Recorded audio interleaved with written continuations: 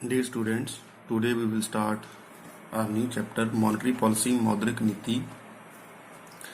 जिस तरह कि ਅਸੀਂ ਜਾਣਦੇ ਹਾਂ ਕਿ ਜੋ ਸਮਸ਼ਟੀ ਅਰਥਸ਼ਾਸਤਰ ਹੈ ਇਸ ਦਾ ਸੰਬੰਧ ਪੂਰੀ ਅਰਥ ਵਿਵਸਥਾ ਦੇ ਕਾਰਜ ਕਰਨ ਨਾਲ ਹੈ।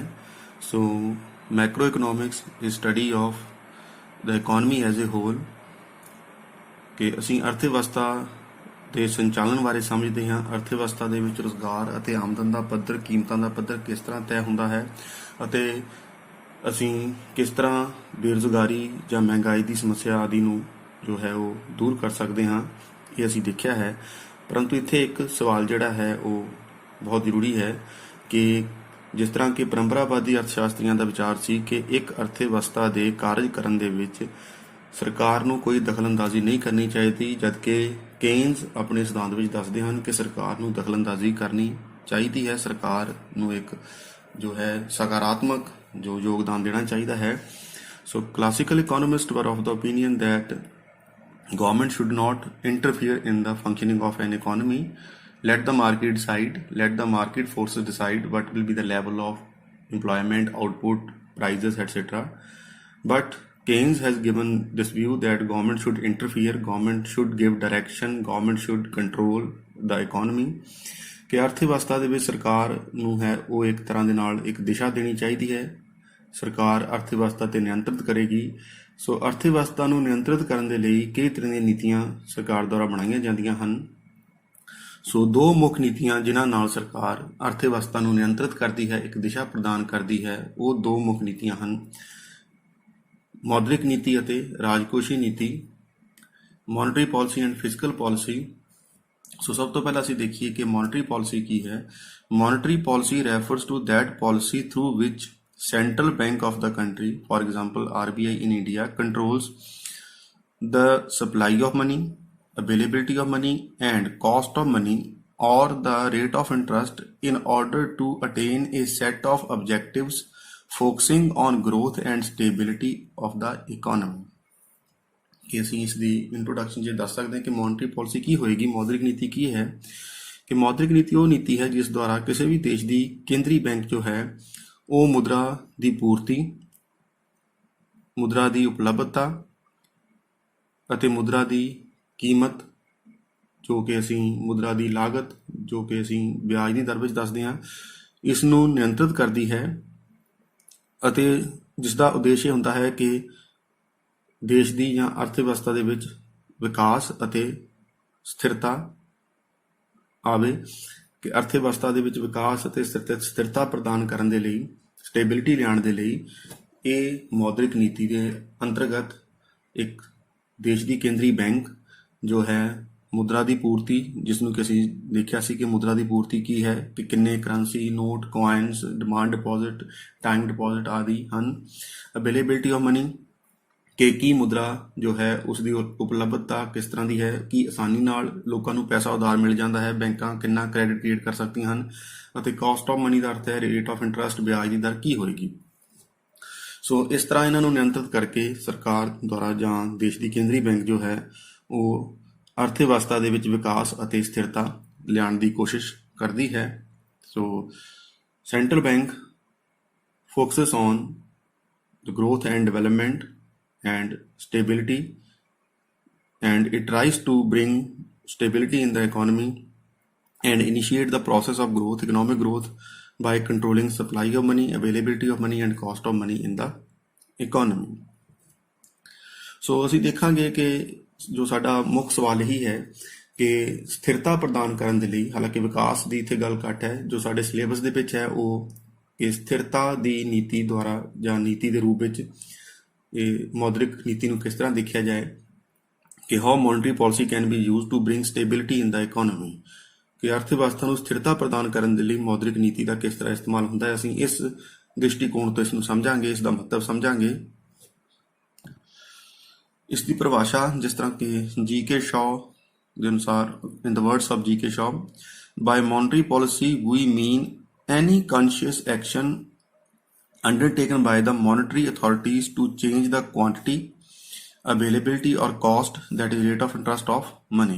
ਜੋ ਆਪਾਂ ਇਹਦੇ ਅਰਥ ਵਿੱਚ ਸਮਝਿਆ ਸੀ ਉਹੀ ਇਸ ਦੀ ਪਰਿਭਾਸ਼ਾ ਵਿੱਚ ਵੀ ਹੈ। G.K. Shaw ਹੀ ਦੱਸਦੇ ਹਨ ਕਿ ਮੌਦਰਿਕ ਨੀਤੀ ਦੁਆਰਾ ਤੋਂ ਕੀ ਭਾਵ ਹੈ। ਮੌਦਰਿਕ ਨੀਤੀ ਤੋਂ ਭਾਵ ਹੈ ਕਿ ਹਰ ਉਹ ਕੋਈ ਕੰਮ ਜੋ ਕਿ ਮੌਦਰਿਕ ਜੋ ਅਥਾਰਟੀਜ਼ ਅਧਿਕਾਰੀ ਹਨ, ਜਿਸ ਤਰ੍ਹਾਂ ਕਿ RBI ਹੈ ਇੰਡੀਆ ਦੇ ਵਿੱਚ ਜਾਂ ਸੈਂਟਰਲ ਬੈਂਕ, ਕਿ ਉਹ ਜਾਣਬੁੱਝ ਕੇ ਕੀਤੇ ਗਏ ਉਹ ਕੰਮ ਜਿਨ੍ਹਾਂ ਵਿੱਚ ਕੀ ਕੀਤਾ ਜਾਏਗਾ ਕਿ ਉਹ ਕੰਮ ਜੋ ਜਾਣਬੁੱਝ ਕੇ ਕੀਤੇ ਜਾਂਦੇ ਹਨ ਕਿਸੇ ਵੀ ਦੇਸ਼ ਦੀ ਮੌਦਰਿਕ ਅਧਿਕਾਰੀ ਦੁਆਰਾ, ਜਿਸ ਦੇ ਵਿੱਚ ਮੁਦਰਾ ਦੀ ਮਾਤਰਾ ਵਿੱਚ ਪਰਿਵਰਤਨ ਆਏਗਾ, ਯਾਨੀ ਕਿ ਸਪਲਾਈ ਆਫ ਮਨੀ, ਜਿਸ ਨੂੰ ਅਸੀਂ ਕਿਹਾ ਸੀ, ਮੁਦਰਾ ਦੀ ਉਪਲਬਧਤਾ ਅਤੇ ਮੁਦਰਾ ਦੀ ਲਾਗਤ ਵਿੱਚ ਪਰਿਵਰਤਨ ਕੀਤਾ ਜਾਏਗਾ। ਸੋ ਇਹ ਸਰਕਾਰ ਦੁਆਰਾ ਜਾਂ ਕਿਸੇ ਵੀ ਮੌਦਰਿਕ ਅਧਿਕਾਰੀ, ਜਿਸ ਤਰ੍ਹਾਂ ਕਿ ਕੇਂਦਰੀ ਬੈਂਕ ਹੈ, ਉਸ ਦੁਆਰਾ ਇਸ ਤਰ੍ਹਾਂ ਦੇ ਪਰਿਵਰਤਨ ਲਿਆਂਦੇ ਜਾਣਗੇ ਜੋ ਕਿ ਮੁਦਰਾ ਦੀ ਪੂਰਤੀ, ਮੁਦਰਾ ਦੀ ਮਾਤਰਾ, ਮੁਦਰਾ ਦੀ ਉਪਲਬਧਤਾ ਅਤੇ ਮੁਦਰਾ ਦੀ ਵਿਆਜ ਦੀ ਦਰ ਜੋ ਹੈ, ਮੁਦਰਾ ਦੀ ਲਾਗਤ ਵਿੱਚ ਪਰਿਵਰਤਨ ਕੀਤੇ ਜਾਣਗੇ। ਅਤੇ ਜੋ ਅਸੀਂ ਉੱਪਰ ਦੇਖਿਆ ਸੀ ਕਿ ਉਦੇਸ਼ ਜੋ ਹੈ ਉਹ ਹਾਸਲ ਕਰਨ ਦੀ ਕੋਸ਼ਿਸ਼ ਕੀਤੀ ਜਾਏਗੀ, ਚਾਹੇ ਉਹ ਵਿਕਾਸ ਦਾ ਉਦੇਸ਼ ਹੈ, ਚਾਹੇ ਉਹ ਸਥਿਰਤਾ ਦਾ ਹੈ। ਸੋ ਇਸ ਤਰ੍ਹਾਂ ਅਸੀਂ ਇਹ ਜਾਣਦੇ ਹਾਂ ਕਿ ਮੋਨਟਰੀ ਪਾਲਿਸੀ ਜਿਹੜੀ ਹੈ ਉਹ ਉਸ ਦਾ ਸੰਬੰਧ ਮੁਦਰਾ ਦੀ ਪੂਰਤੀ, ਮੁਦਰਾ ਦੀ ਉਪਲਬਧਤਾ ਅਤੇ ਮੁਦਰਾ ਦੀ ਲਾਗਤ ਨਾਲ ਹੈ। ਇਸੇ ਤਰ੍ਹਾਂ according to DC Eston, monetary policy involves the influence on the level and composition of aggregate demand by the manipulation of interest rate and availability of credit। ਸੋ ਇਸ ਦਾ ਵੀ ਲਗਭਗ ਉਹੀ ਅਰਥ ਬਣਦਾ ਹੈ ਕਿ ਜੋ ਮੰਗ ਨੂੰ ਪ੍ਰਭਾਵਿਤ ਕਰਨਾ ਹੈ, ਇਹ ਸਥਿਰਤਾ ਦੇ ਦ੍ਰਿਸ਼ਟੀਕੋਣ ਤੋਂ ਦੇਖਿਆ ਜਾ ਸਕਦਾ ਹੈ ਕਿ ਰੇਟ ਆਫ ਇੰਟਰਸਟ, ਵਿਆਜ ਦੀ ਦਰ ਨੂੰ ਇਸ ਤਰ੍ਹਾਂ ਚੇਂਜ ਕਰਨਾ, ਪਰਿਵਰਤਿਤ ਕਰਨਾ, ਜਾਂ ਮੁਦਰਾ ਦੀ ਉਪਲਬਧਤਾ ਨੂੰ ਪਰਿਵਰਤਿਤ ਕਰਨਾ, ਤਾਂ ਕਿ ਅਸੀਂ ਜੋ ਉਦੇਸ਼ ਹੈ, ਜਿੱਦਾਂ ਦਾ ਵੀ ਉਦੇਸ਼ ਹੈ, ਚਾਹੇ ਉਹ ਕੀਮਤਾਂ ਦੇ ਵਧਣ ਨੂੰ ਰੋਕਣਾ ਹੈ ਜਾਂ ਵਿਕਾਸ ਦੀ ਦਰ ਹਾਸਲ ਕਰਨੀ ਹੈ ਆਦਿ। ਸੋ ਇਸ ਤਰ੍ਹਾਂ ਨਾਲ ਅਸੀਂ ਇਹ ਦੇਖਾਂਗੇ ਕਿ ਜੋ ਮੌਦਰਿਕ ਨੀਤੀ ਹੈ ਉਸਦੇ ਉਦੇਸ਼ ਕੀ ਹਨ, ਇਹ ਵੀ ਸਾਨੂੰ ਸਮਝਣੇ ਪੈਣਗੇ, ਕਿਉਂਕਿ ਜੋ ਉਦੇਸ਼ ਹੈ ਉਸ ਦੇ ਅਨੁਸਾਰ ਹੀ ਅਸੀਂ ਮੌਦਰਿਕ ਨੀਤੀ ਵਿੱਚ ਪਰਿਵਰਤਨ ਕਰਦੇ ਹਾਂ। So first, objectives of monetary policy, ਕਿ ਮੌਦਰਿਕ ਨੀਤੀ ਦੇ ਕੀ ਉਦੇਸ਼ ਹੋ ਸਕਦੇ ਹਨ। ਇਸ ਤੇ ਕੋਈ ਸਵਾਲ ਆ ਵੀ ਸਕਦਾ ਹੈ। ਸੋ ਮੌਦਰਿਕ ਨੀਤੀ ਦੇ ਉਦੇਸ਼ ਕੀ ਨੇ? ਪਹਿਲਾ ਹੈ ਪੂਰਨ ਰੁਜ਼ਗਾਰ, ਫੁੱਲ ਇੰਪਲਾਇਮੈਂਟ, ਕਿ ਜਿਸ ਤਰ੍ਹਾਂ ਕਿ ਕਲਾਸੀਕਲ ਇਕੋਨੋਮਿਸਟ ਤਾਂ ਕਹਿੰਦੇ ਸੀ ਕਿ ਪੂਰਨ ਰੁਜ਼ਗਾਰ ਸਧਾਰਨ ਹਾਲਤ ਹੈ, ਪਰੰਤੂ ਅਸੀਂ ਦੇਖਿਆ ਸੀ ਕਿ ਪੂਰਨ ਰੁਜ਼ਗਾਰ ਹਾਸਲ ਕਰਨਾ ਪਏਗਾ। This is the principal objective monetary policy, particularly in less developed countries, ਕਿ ਅਲੱਗ ਵਿਕਸਿਤ ਦੇਸ਼ ਜਿਨ੍ਹਾਂ ਵਿੱਚ ਅਜੇ ਪੂਰੀ ਤਰ੍ਹਾਂ ਵਿਕਾਸ ਨਹੀਂ ਹੋਇਆ ਹੈ, ਉੱਥੇ ਬੇਰੁਜ਼ਗਾਰੀ ਦੀ ਸਮੱਸਿਆ ਹੈ, ਤਾਂ ਉੱਥੇ ਸਭ ਤੋਂ ਵੱਡਾ ਉਦੇਸ਼ ਤਾਂ ਇਹੀ ਕਿਹਾ ਗਿਆ ਹੈ, ਮੇਨ ਪ੍ਰਿੰਸੀਪਲ, ਮੁੱਖ ਉਦੇਸ਼ ਇਹ ਹੈ ਕਿ ਪੂਰਨ ਰੁਜ਼ਗਾਰ ਹਾਸਲ ਕਰਨਾ। ਸੋ ਕਿਸ ਤਰ੍ਹਾਂ ਪੂਰਨ ਰੁਜ਼ਗਾਰ ਹਾਸਲ ਕੀਤਾ ਜਾਏ?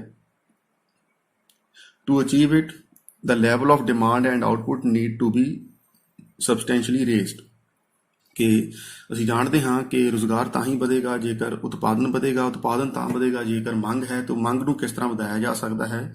ਸੋ ਉਸ ਦੇ ਲਈ ਜੋ ਹੈ, ਜੇ ਮੰਗ ਵਧੇਗੀ ਤਾਂ ਆਊਟਪੁੱਟ ਵਧੇਗੀ, ਤਾਂ ਇਸ ਦੇ ਲਈ ਅਸੀਂ ਮੌਦਰਿਕ ਨੀਤੀ ਦਾ ਇਸਤੇਮਾਲ ਕਰ ਸਕਦੇ ਹਾਂ। For this purpose the government adopt, please see, cheap monetary policy. ਇਹ ਨੋਟ ਕਰਨਾ ਹੈ, ਸਸਤੀ ਮੌਦਰਿਕ ਨੀਤੀ। ਸੋ ਜੇਕਰ ਪੂਰਨ ਰੁਜ਼ਗਾਰ ਹਾਸਲ ਕਰਨਾ ਹੈ ਤਾਂ ਜੋ ਸਰਕਾਰ ਦੁਆਰਾ ਸਸਤੀ ਮੌਦਰਿਕ ਨੀਤੀ ਦਾ ਜੋ ਹੈ ਉਸਨੂੰ ਅਪਣਾਇਆ ਜਾਏਗਾ, ਸਸਤੀ ਮੌਦਰਿਕ ਨੀਤੀ ਅਪਣਾਈ ਜਾਏਗੀ। ਸੋ ਸਸਤੀ ਮੌਦਰਿਕ ਨੀਤੀ ਕੀ ਹੈ? ਇਸ ਤੋਂ ਭਾਵ ਇਹ ਹੈ ਕਿ ਜੋ ਰੇਟ ਆਫ ਇੰਟਰਸਟ ਹੈ, ਵਿਆਜ ਦੀ ਦਰ ਹੈ, ਉਹ ਘਟਾ ਦਿੱਤੀ ਜਾਏ ਤਾਂ ਕਿ ਕ੍ਰੈਡਿਟ ਜੋ ਹੈ ਉਹ ਈਜ਼ੀਲੀ ਅਵੇਲੇਬਲ ਹੋ ਜਾਏ, ਕ੍ਰੈਡਿਟ ਐਕਸਪੈਂਡ ਕੀਤਾ ਜਾਏ, ਅਤੇ ਜਿਸ ਨਾਲ ਨਿਵੇਸ਼ ਵਿੱਚ ਵਾਧਾ ਹੋਏਗਾ, ਮੰਗ ਵਧੇਗੀ ਅਤੇ ਰੁਜ਼ਗਾਰ ਦਾ ਪੱਧਰ ਵਧੇਗਾ। ਇੱਥੇ ਇਹ ਵੀ ਸਮਝਣਾ ਜ਼ਰੂਰੀ ਹੈ ਕਿ ਜੋ ਮੌਦਰਿਕ ਨੀਤੀ ਹੈ, ਇਸ ਨੂੰ ਦੋ ਤਰ੍ਹਾਂ ਦੇ ਨਾਲ ਅਸੀਂ ਇਸ ਦੇ ਪੱਖ ਦੇਖਦੇ ਹਾਂ, ਕਿ ਇੱਕ ਅਸੀਂ ਕਹਿੰਦੇ ਹਾਂ ਸਸਤੀ ਮੌਦਰਿਕ ਨੀਤੀ ਅਤੇ ਦੂਸਰੀ ਮਹਿੰਗੀ ਮੌਦਰਿਕ ਨੀਤੀ, cheap monetary policy and dear monetary policy.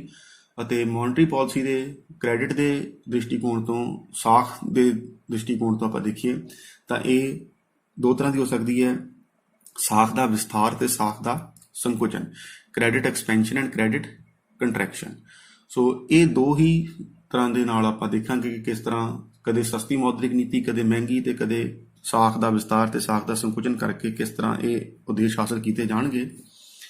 Economic growth, ਆਰਥਿਕ ਵਿਕਾਸ। Economic growth refer to the process of sustained rise in real income, real per capita income or real income per capita, ਕਿ ਜਦੋਂ ਪ੍ਰਤੀ ਵਿਅਕਤੀ ਆਮਦਨ, ਅਸਲ ਆਮਦਨ ਵਿੱਚ ਵਾਧਾ ਹੋਏਗਾ ਤਾਂ ਅਸੀਂ ਉਸਨੂੰ ਵਿਕਾਸ ਕਹਿੰਦੇ ਹਾਂ। ਤੋਂ ਜਿਹੜੇ ਅਲੱਗ ਵਿਕਸਿਤ ਦੇਸ਼ ਨੇ, ਕਿਉਂਕਿ ਇੱਥੇ ਲੋਕਾਂ ਦਾ ਜੀਵਨ ਪੱਧਰ ਇੰਨਾ ਉੱਚਾ ਨਹੀਂ ਹੈ, ਆਮਦਨ ਜੋ ਹੈ ਪ੍ਰਤੀ ਵਿਅਕਤੀ ਆਮਦਨ ਘੱਟ ਹੈ, ਸੋ ਪ੍ਰੋਡਕਟੀਵਿਟੀ ਵੀ ਲੋ ਹੈ, ਪ੍ਰੋਡਕਸ਼ਨ ਵੀ ਲੋ ਹੈ, ਬੋਥ ਪ੍ਰੋਡਕਟੀਵਿਟੀ ਐਂਡ ਪ੍ਰੋਡਕਸ਼ਨ, ਉਤਪਾਦਨ ਦੀ ਮਾਤਰਾ ਅਤੇ ਉਤਪਾਦਕਤਾ ਘੱਟ ਹੈ। So in order to increase productivity we need capital formation, we need investment, but it is at a low rate। ਕਿਉਂਕਿ ਅਲਵਿਕਸਿਤ ਦੇਸ਼ਾਂ ਦੇ ਵਿੱਚ ਪੂੰਜੀ ਨਿਰਮਾਣ ਦਾ ਪੱਧਰ ਘੱਟ ਹੈ, ਕੈਪੀਟਲ ਫਾਰਮੇਸ਼ਨ ਜ਼ਿਆਦਾ ਨਹੀਂ ਹੋ ਰਹੀ, ਜਿਸ ਕਰਕੇ ਨਿਵੇਸ਼ ਜੋ ਹੈ ਉਹ ਆਪਣੇ ਉਸ ਪੱਧਰ ਤੇ ਨਹੀਂ ਹੈ ਜਿੱਥੇ ਉਸ ਨੂੰ ਹੋਣਾ ਚਾਹੀਦਾ ਹੈ। ਸੋ ਘੱਟ ਨਿਵੇਸ਼ ਹੋਣ ਕਰਕੇ ਪੂੰਜੀ ਨਿਰਮਾਣ ਘੱਟ ਹੁੰਦਾ ਹੈ, ਤੇ ਪੂੰਜੀ ਨਿਰਮਾਣ ਘੱਟ ਹੋਣ ਕਰਕੇ ਉਤਪਾਦਕਤਾ ਜਾਂ ਉਤਪਾਦਨ ਦੀ ਮਾਤਰਾ ਵਿੱਚ ਦੋਨਾਂ ਵਿੱਚ ਕਮੀ ਆਉਂਦੀ ਹੈ।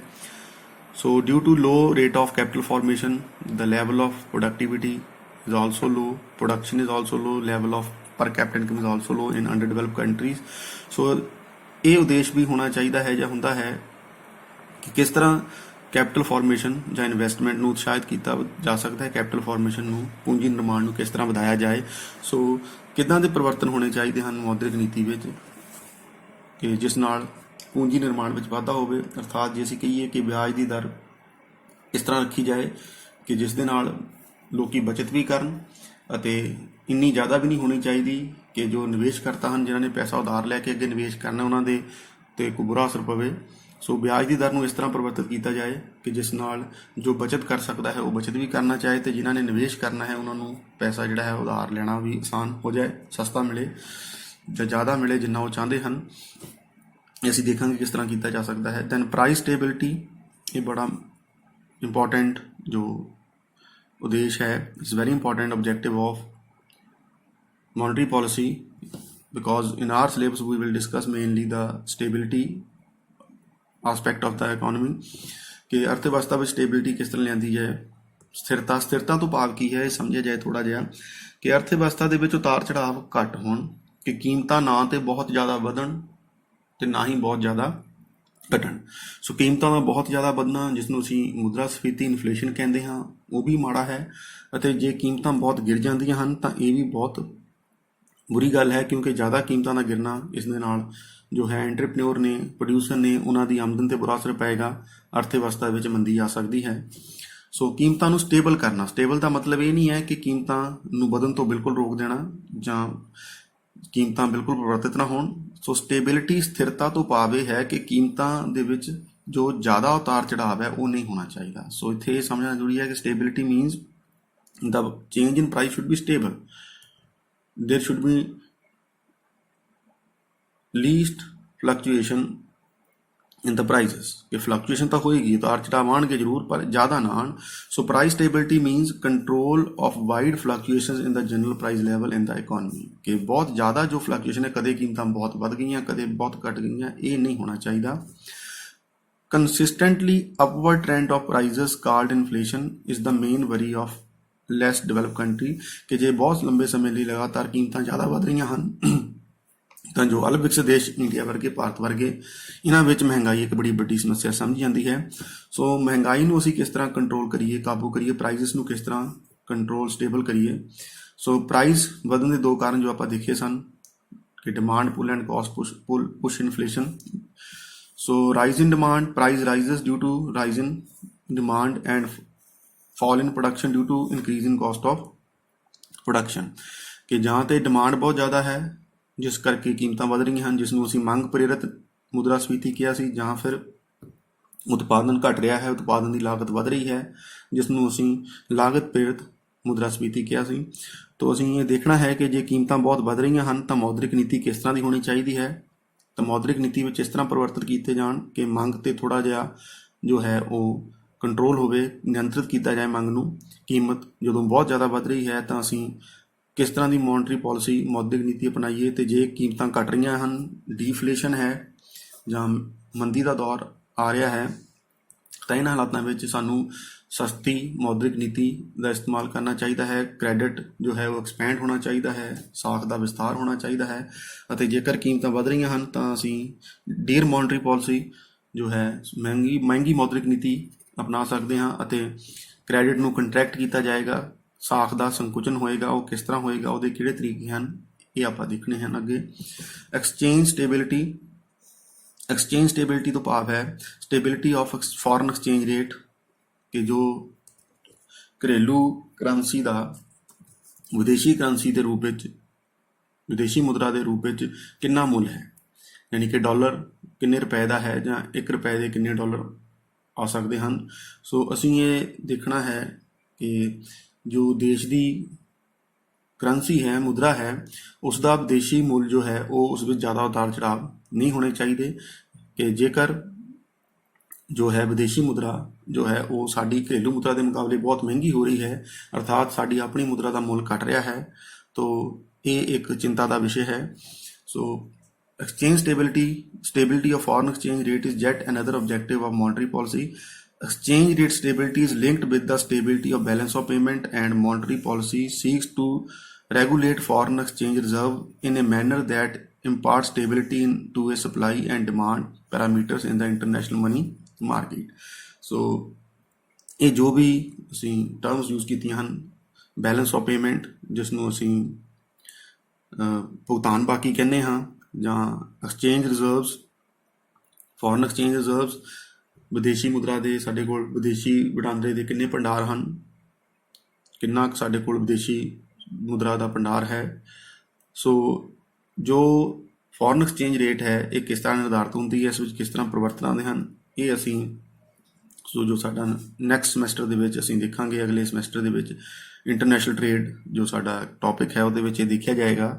ਪਰੰਤੂ ਇੱਥੇ ਅਸੀਂ ਇਹ ਸਮਝ ਲਈਏ ਇੰਨਾ ਕੁ ਕਿ ਜੇਕਰ ਵਿਦੇਸ਼ੀ ਮੁਦਰਾ ਦਾ ਮੁੱਲ ਘਰੇਲੂ ਮੁਦਰਾ ਦੇ ਮੁਕਾਬਲੇ ਵੱਧਦਾ ਜਾਏਗਾ, ਅਰਥਾਤ ਜੇਕਰ ਡਾਲਰ ਮਹਿੰਗਾ ਹੁੰਦਾ ਜਾਏਗਾ, ਤਾਂ ਇਸ ਦਾ ਅਸਰ ਸਾਡੇ ਭੁਗਤਾਨ ਬਾਕੀ ਤੇ ਬੁਰਾ ਪਏਗਾ, ਅਰਥਾਤ ਸਾਡਾ ਜੋ ਖਰਚਾ ਹੈ ਵਿਦੇਸ਼ੀ ਵਪਾਰ ਤੇ ਵੱਧ ਜਾਏਗਾ। ਕਿ ਜੇ ਡਾਲਰ ਮਹਿੰਗਾ ਹੁੰਦਾ ਜਾਏਗਾ ਤਾਂ ਸਾਡਾ ਜੋ ਇੰਪੋਰਟ ਹੈ, ਜੋ ਅਸੀਂ ਬਾਹਰੋਂ ਸਮਾਨ ਆਯਾਤ ਕਰਨਾ ਹੈ, ਉਸ ਦੇ ਵਿੱਚ ਬਹੁਤ ਜ਼ਿਆਦਾ ਵਾਧਾ ਹੋਏਗਾ, ਸਾਡਾ ਇੰਪੋਰਟ ਬਿੱਲ ਵੱਧਦਾ ਜਾਏਗਾ। ਉਸ ਦੇ ਨਾਲ ਸਾਨੂੰ ਉਸ ਦੀ ਪੇਮੈਂਟ ਜੋ ਫੋਰਨ ਐਕਸਚੇਂਜ ਵਿੱਚ ਕਰਨੀ ਹੈ ਤਾਂ ਉਸ ਨੂੰ ਕਮਾਉਣਾ ਵੀ ਪਏਗਾ। ਤਾਂ ਇਸ ਦੇ ਨਾਲ ਜੋ ਦੇਸ਼ ਦਾ ਜੋ ਸਾਡਾ ਸਰਮਾਇਆ ਹੈ, ਜੋ ਧਨ ਹੈ, ਜੋ ਸਾਡੇ ਕੋਲ ਸਾਧਨ ਹਨ, ਅਸੀਂ ਉਹ ਇਸ ਪਾਸੇ ਲਗਾਵਾਂਗੇ ਜਿਸ ਨਾਲ ਕਿ ਅਸੀਂ ਐਕਸਪੋਰਟ ਵਧਾਵਾਂਗੇ।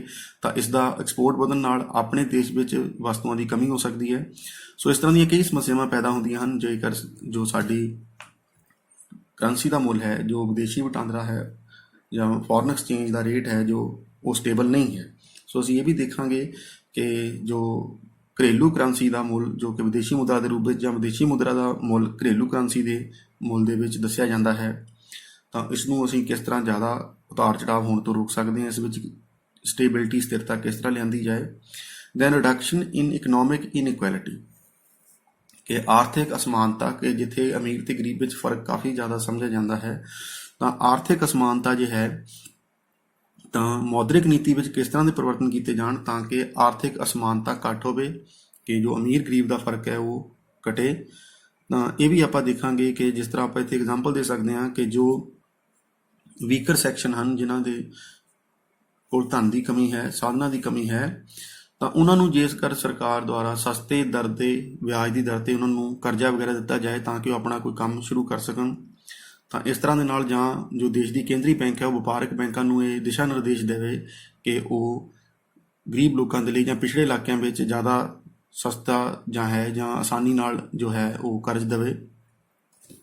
ਸੋ ਇਹ ਵੀ ਇੱਕ ਤਰੀਕਾ ਹੋ ਸਕਦਾ ਹੈ ਕਿ ਮੋਨਟਰੀ ਪਾਲਿਸੀ ਨੂੰ ਜਾਂ ਮੌਦਰਿਕ ਨੀਤੀ ਦੇ ਦੁਆਰਾ ਜੋ ਆਮਦਨ ਤੇ ਸਾਧਨਾਂ ਦੀ ਵੰਡ ਦੇ ਵਿੱਚ ਅਸਮਾਨਤਾ ਹੈ ਉਸ ਨੂੰ ਦੂਰ ਕੀਤਾ ਜਾ ਸਕਦਾ ਹੈ। So monetary policy can also be used to reduce the economic inequality in the country, ਕਿ ਰਿਚ ਤੇ ਪੂਅਰ ਦਾ ਜੋ ਗੈਪ ਹੈ ਉਹ ਜ਼ਿਆਦਾ ਜਿਹੜਾ ਹੈ ਉਹ ਵਧੇ ਨਾ।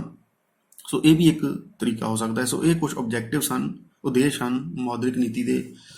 ਪਰ ਫਿਰ ਅਸੀਂ ਇੱਥੇ ਕਹਾਂਗੇ ਕਿ ਸਾਡਾ ਜੋ ਮੁੱਖ ਸਵਾਲ ਹੈ ਉਹ ਅਸੀਂ ਮੌਦਰਿਕ ਨੀਤੀ ਨੂੰ ਕਿਸ ਤਰ੍ਹਾਂ ਅਰਥ ਵਿਵਸਥਾ ਦੇ ਵਿੱਚ ਸਥਿਰਤਾ ਦੇ ਲਈ ਇਸਤੇਮਾਲ ਕਰਦੇ ਹਾਂ, ਜਾਂ ਇਸ ਤਰ੍ਹਾਂ ਕਹਿ ਲਈਏ ਕਿ ਮੌਦਰਿਕ ਨੀਤੀ ਕਿਸ ਤਰ੍ਹਾਂ ਅਰਥ ਵਿਵਸਥਾ ਨੂੰ ਸਥਿਰਤਾ ਪ੍ਰਦਾਨ ਕਰਦੀ ਹੈ। How monetary policy can stabilize the economy, or how monetary policy can impart stability to the economy, ਕਿ ਅਰਥ ਵਿਵਸਥਾ ਨੂੰ ਕਿਸ ਤਰ੍ਹਾਂ ਇਹ ਸਥਿਰਤਾ ਪ੍ਰਦਾਨ ਕਰੇਗੀ, ਉਸ ਦੇ ਕੀ ਤਰੀਕੇ ਹਨ।